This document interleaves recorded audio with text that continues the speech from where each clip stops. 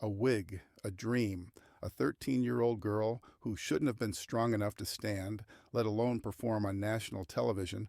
When Emma Rose Thompson walked onto the America's Got Talent stage, Simon Cowell thought he knew what he was about to witness, another heartbreaking story of courage in the face of illness. He was wrong. What Emma did in the middle of her performance didn't just break hearts, it redefined what beauty means. And when she removed her wig in front of millions of viewers, Simon Cowell did something he'd never done in 20 years of judging. He broke down completely. The moment Emma's voice filled the theater with words about fighting and surviving, everyone knew they weren't just watching a performance. They were witnessing a warrior's final battle cry. But it was what she did next that stopped the world. In front of 3,400 people and millions watching at home, Emma chose truth over appearance, courage over comfort, and Simon Cowell, the man who had seen everything, discovered that some moments are too powerful for professional composure. Let me take you back to the moments before Emma Rose Thompson changed what it means to be beautiful on television. It was Tuesday evening at the Dolby Theater in Los Angeles, and America's Got Talent was in the middle of its most emotional season yet.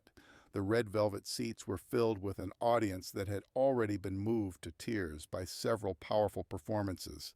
Simon Cowell sat at the judges' table in his signature black t-shirt and dark blazer, his expression carrying that familiar mixture of skepticism and curiosity that had defined his judging style for over 2 decades.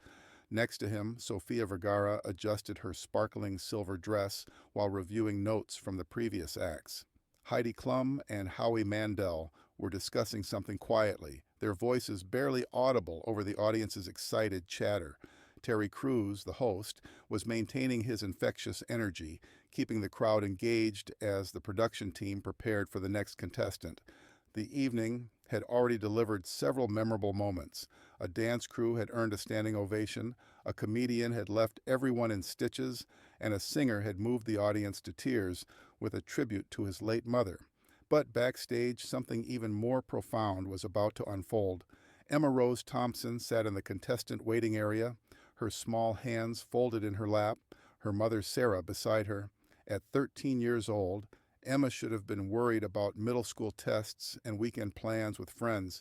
Instead, she was fighting a battle that no child should ever have to face. 8 months earlier, Emma had been a typical seventh grader in Phoenix, Arizona.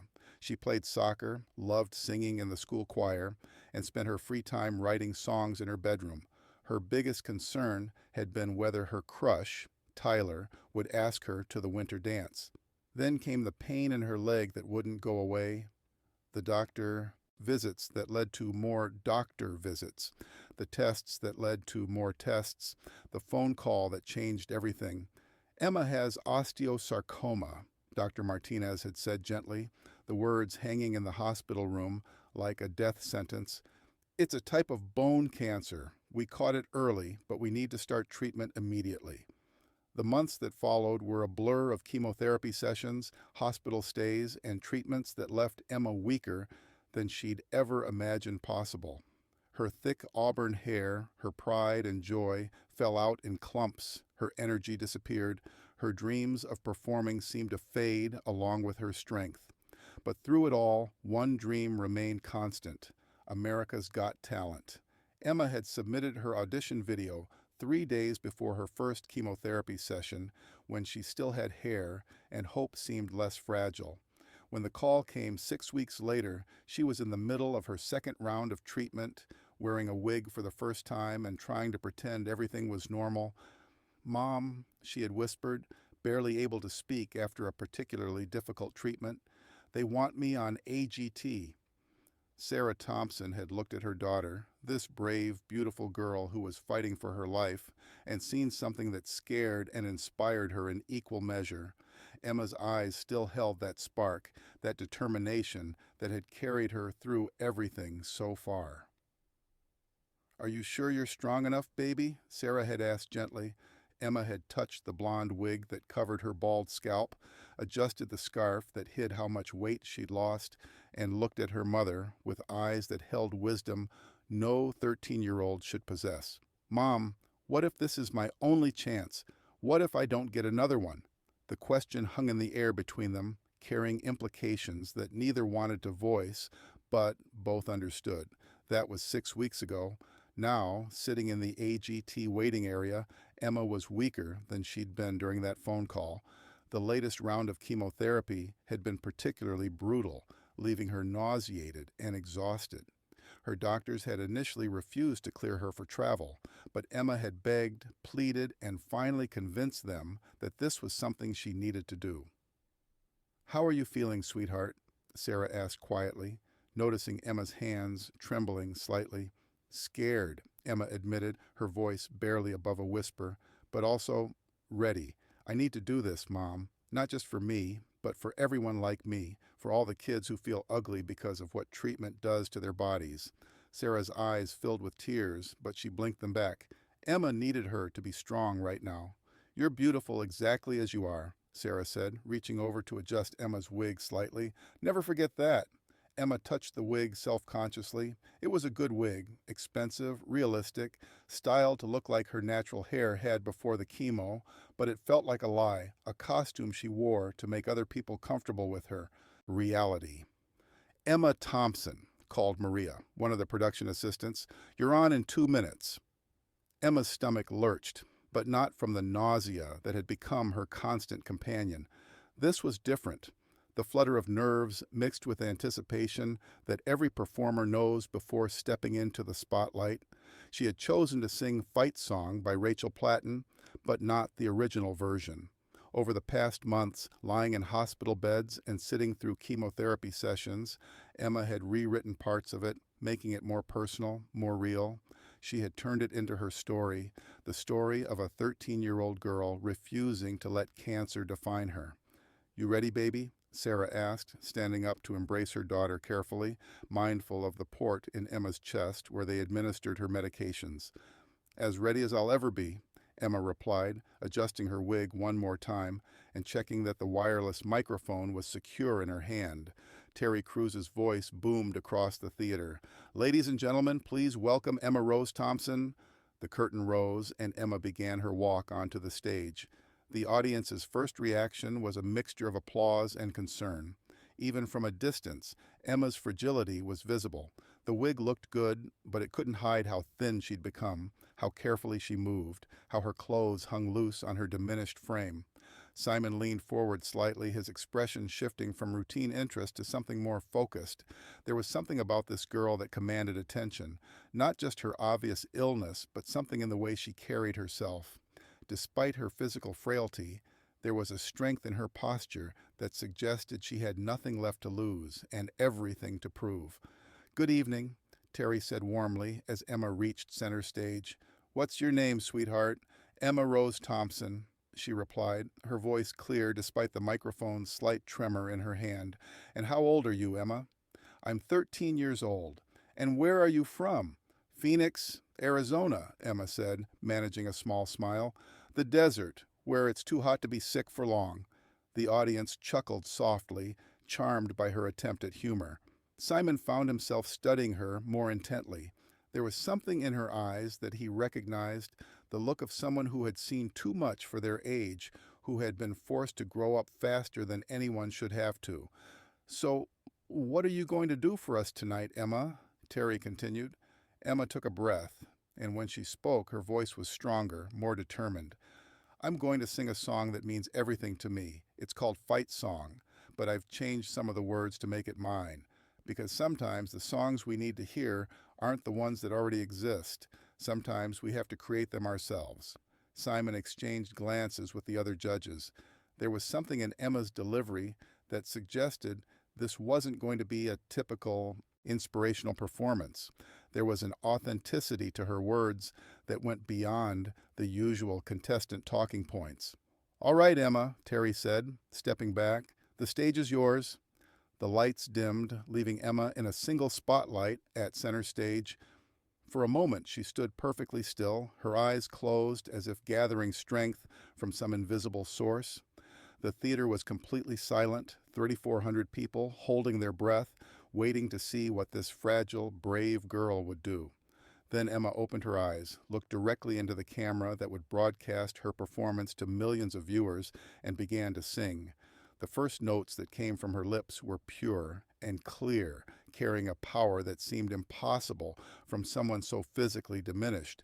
But this wasn't just singing.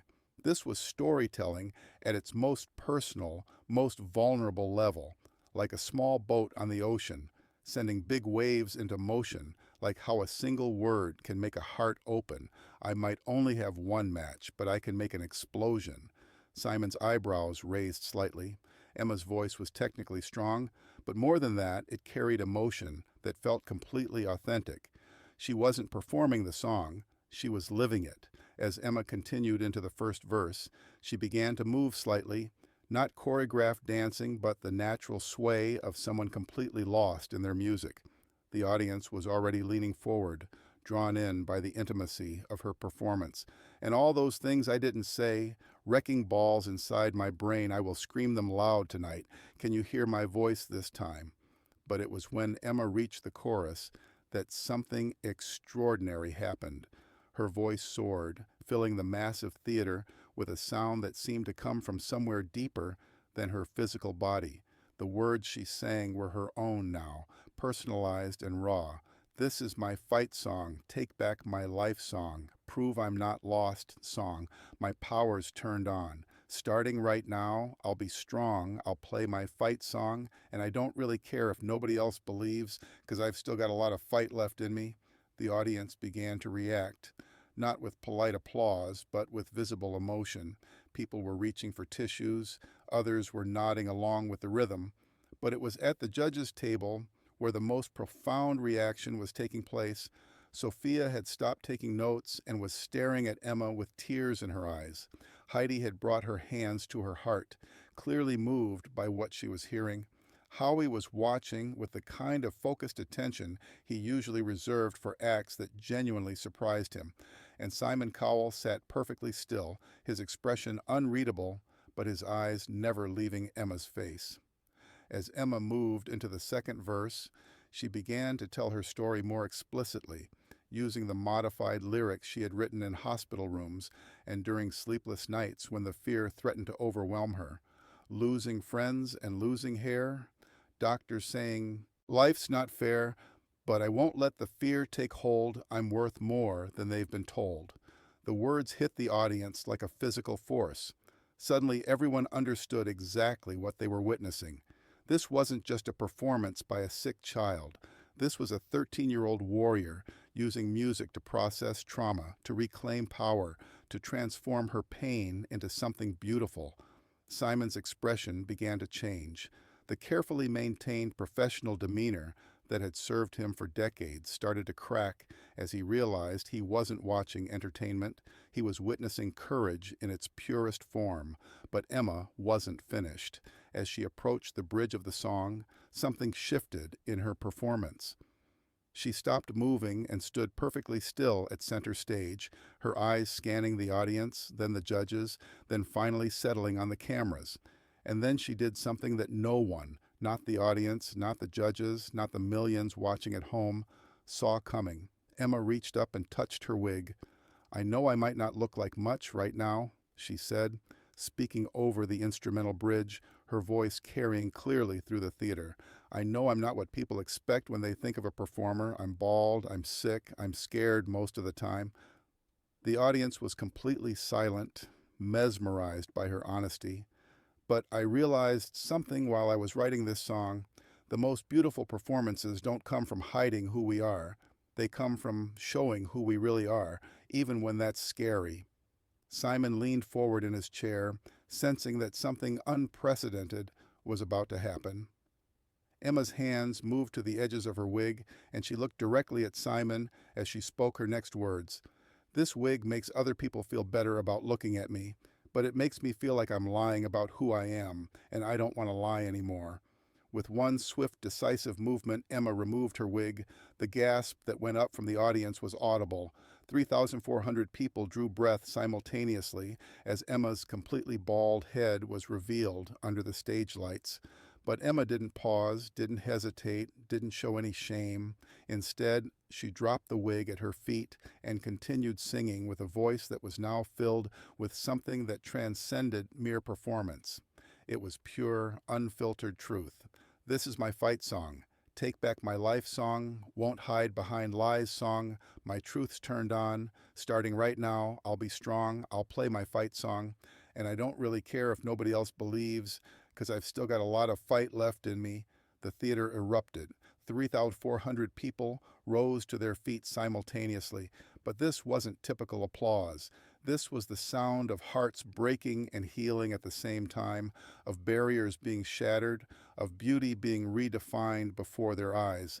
But the most powerful reaction was happening at the judges' table. Simon Cowell, the man who had built his career on being unflappable, who had maintained his composure through thousands of performances, who prided himself on professional detachment, was crying. Not the single tear that occasionally escaped during particularly moving performances.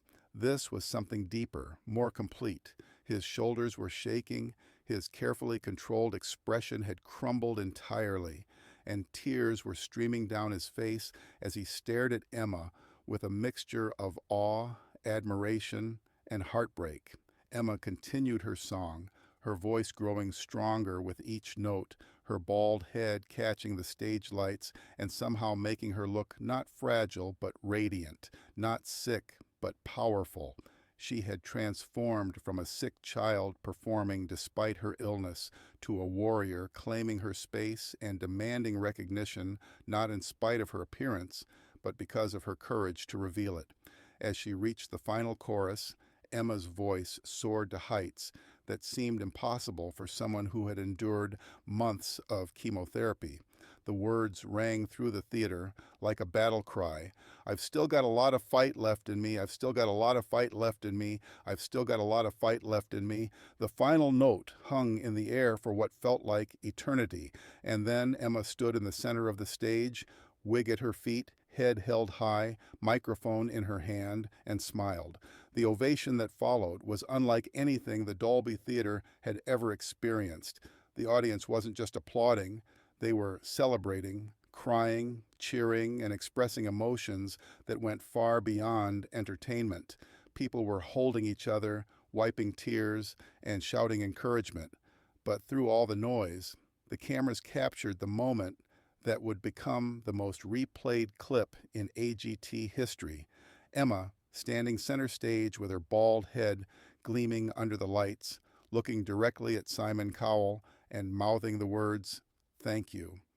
Simon tried to compose himself, tried to return to the professional demeanor that had served him for decades, but he couldn't. Every time he looked at Emma, this brave, beautiful, truthful 13-year-old girl who had just redefined courage in front of millions of people, the tears came harder. Finally, Sophia reached over and touched his arm gently. "Simon, are you okay?" Simon shook his head, not in response to her question, but in amazement at what he had just witnessed. When he finally spoke, his voice was thick with emotion.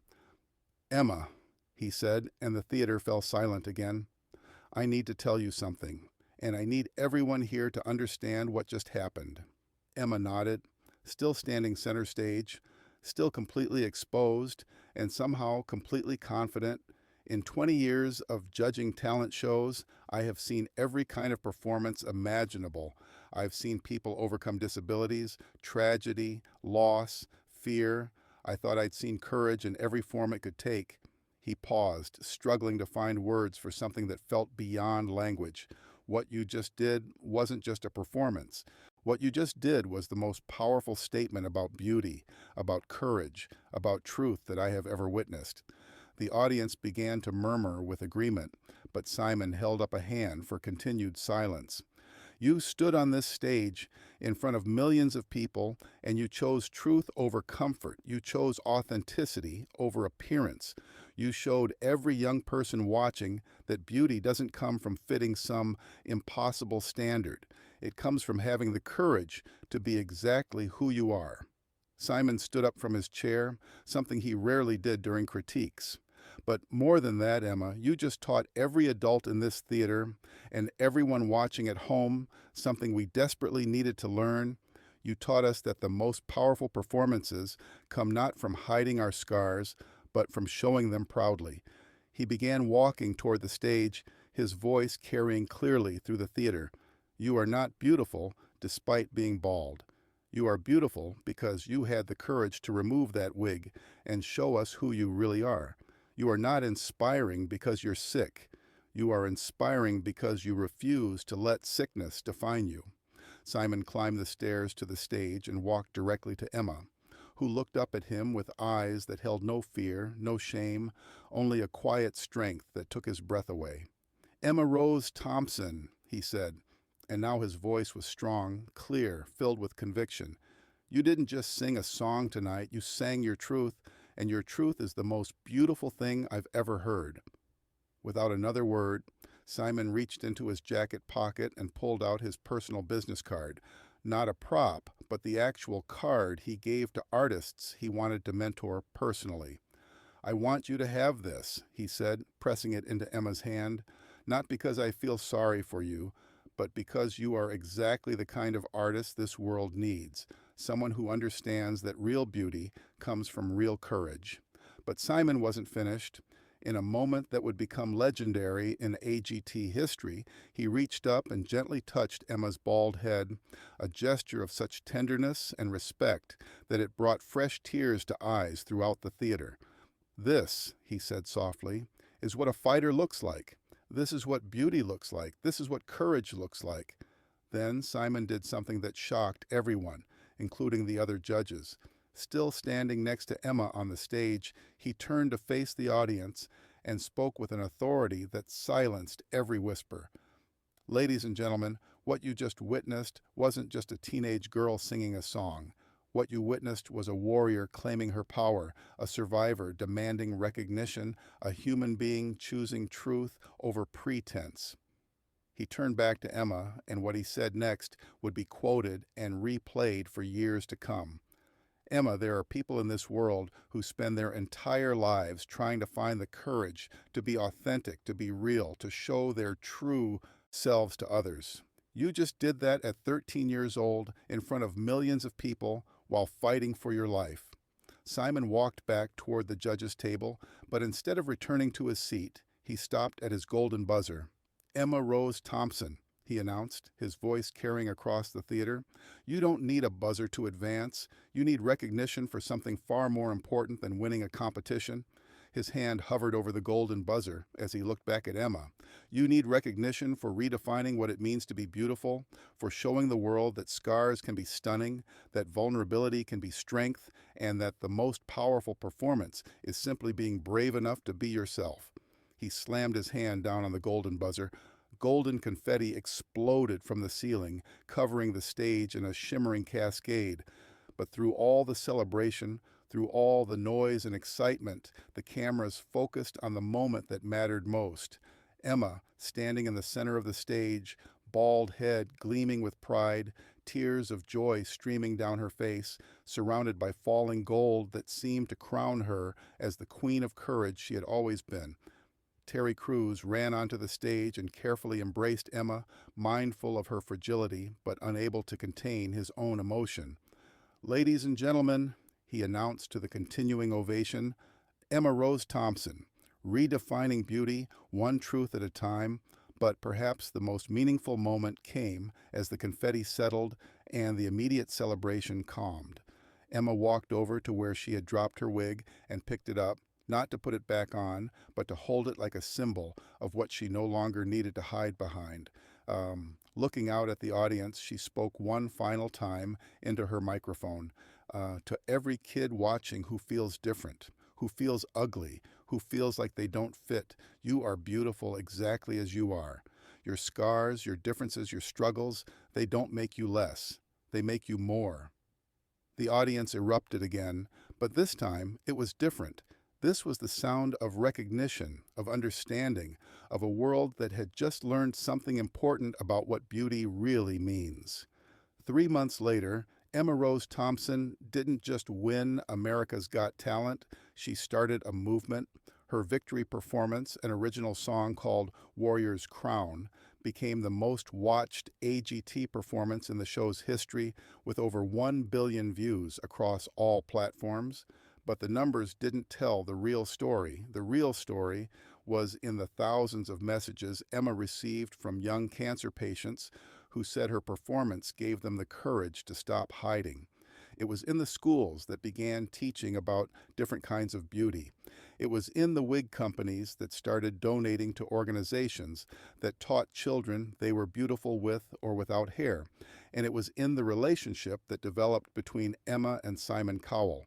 True to his word, Simon became personally involved in Emma's career. But more than that, he became an advocate for her message. He established the Emma Rose Foundation, dedicated to supporting young performers with serious illnesses and promoting the idea that authentic beauty comes from authentic courage. Emma's cancer went into remission 4 months after her AGT victory. Her hair began to grow back, but she often performed without wigs, her naturally bald or very short hair becoming a symbol of strength rather than sickness. Her debut album, Fight Songs, was released 8 months after her AGT win. The album cover showed Emma exactly as she was, bald, beautiful, and completely unashamed. It debuted at #1 on the Billboard 200 and won the Grammy Award for Best Inspirational Album. But perhaps the most meaningful recognition came during Emma's first major concert tour. Performing at children's hospitals across the country, she created Courage Concerts, free performances for young patients who were fighting their own battles with illness. At each concert, Emma would invite children on stage to share their stories, to show their scars, to celebrate their differences. The concerts became legendary not for their musical performances, but for their transformative power. Children who had hidden their illnesses began to wear them proudly. Families who had felt isolated found community, and society began to understand that healing comes not from hiding our struggles, but from sharing them. During her concert at Phoenix Children's Hospital, the same hospital where she had been treated, Emma looked out at an audience of young patients, their families, and the medical staff who had saved her life. 2 years ago, she said, I thought beauty meant having hair, being healthy, looking like everyone else. I was wrong. Beauty means being brave enough to be exactly who you are, especially when that's scary. She paused, looking at the children in hospital gowns, many of them bald from their own treatments. You are the most beautiful audience I've ever performed for, not because you look any particular way, but because you're fighters, you're warriors, you're proof that courage comes in all sizes, all ages, and all conditions. The lesson Emma Rose Thompson taught America that night on AGT is simple but revolutionary.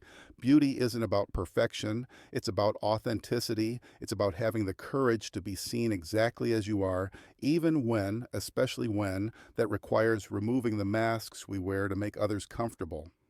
Simon Cowell learned that night that being a judge isn't about finding performers who meet existing standards.